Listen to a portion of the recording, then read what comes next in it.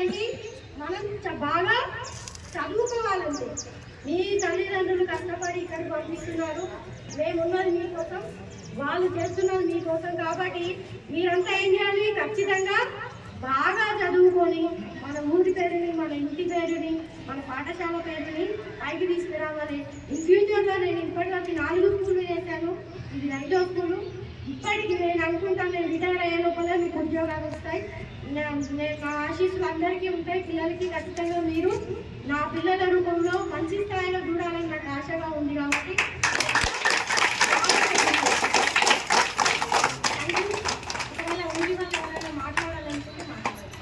వేదిక మీదకి పిలిచి సర్పంచ్ కుమార్, సర్పంచ్ కుమార్ పెద్దలు రాగలరు, వేరుపై పెద్దలు ఎవరెవరు ఉన్నారో ఇవాళ వస్తే నాకు రేపటి నుంచి తెలుసు.